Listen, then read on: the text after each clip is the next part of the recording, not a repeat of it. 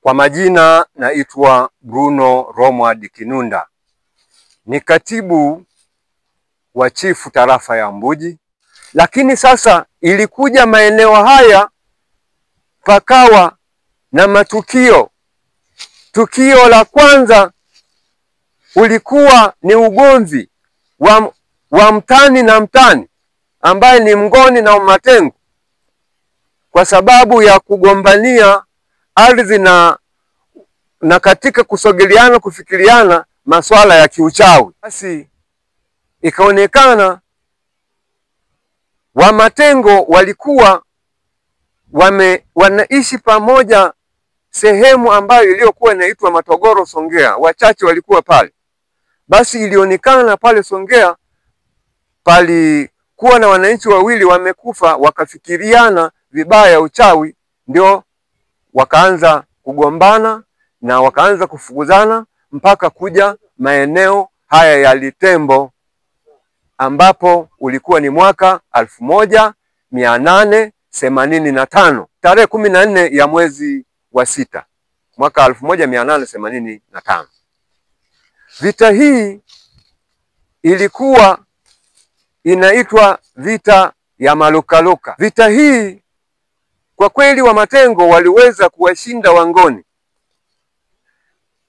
lakini kamanda wa Kingoni baada ya kukimbia wenzake alikuwa amebaki katika maeneo, alikuwa amejificha kwa lengo la kumpata mkuu wa pale, amue achukue kichwa ili akaonyeshe katika safari yake. Katika kujificha kwake kwa kweli aliweza kumchinja, kumvizia na kumchinja kamanda wa Kimatengo ambaye alikuwa anaitwa Kayuni Kapitangana. Akawa wamempiga kirungu na kumkata kichwa na kukimbia nacho kwenda nacho kwenye kambi ambalo walijenga maeneo ya Kiganji Mashujaa. Lakini kwa umaarufu wa mzee aliyekuwa anaitwa Mzee Swika, baada ya kukuta mwili wa Kayuni Kapitangana uko hauna kichwa, alimwogesha mama moja dawa ili aweze kupita kunusa njia walioenda nayo na hiki kichwa. Kwa kweli huyo mama aliweza kufuatilia huku akiimba wimbo.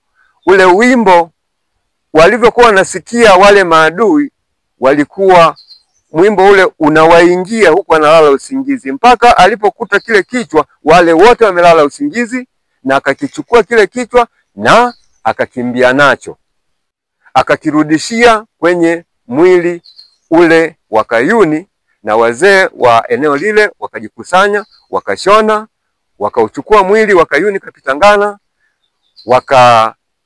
wakaenda kumzika maeneo ya Mbuji, sehemu ya Upala. Likaja tukio la pili.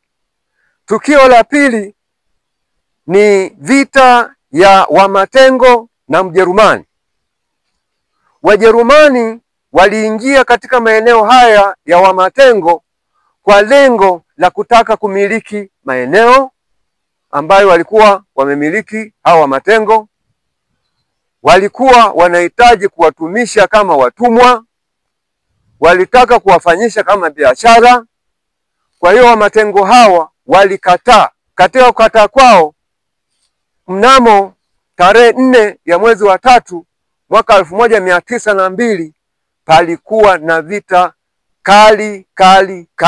Vita hii mababu zetu walikuwa wanatumia mkuki, mshale, sime, mawe, virungu, lakini walikuwa wanatumia kwa njia ya madawa.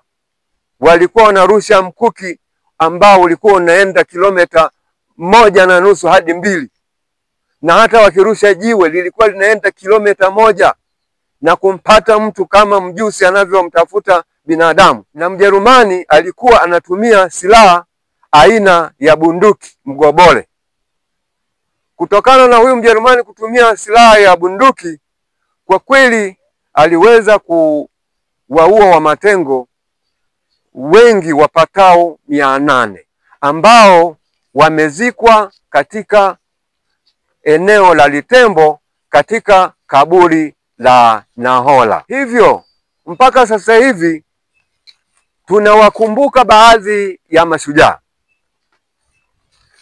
Tunawakumbuka baadhi ya mashujaa ambao waliweza kupambana katika vita hivi vikali, ambaye alikuwa mzee mmoja maarufu aliyekuwa anaitwa Kitumbi na Mbwewe Kapinga, alikuwa Nangulaka Ngonela, alikuwa Luholela Tengaliwena, alikuwa Ngakana Kubila Kinunda, alikuwa Kilinga Mputa Komba, alikuwa Nzakana Kubila Kinunda, alikuwa Hawiki Kipemba Yela, alikuwa Ngonyaki Lihu Kinunda, alikuwa Teketeke Kubila Kinunda, alikuwa Timba Nkongo Yela, alikuwa Jomba Kihena Kinunda, alikuwa Hingamoyo Kihena Kinunda, alikuwa Kinila Kalanda Kinunda.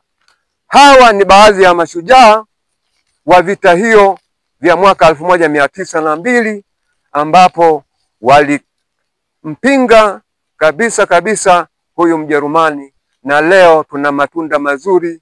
Tunao uhuru wa kwenda mahala popote kwa uhuru, ili mradi tu usikiuke taratibu za mahala pale.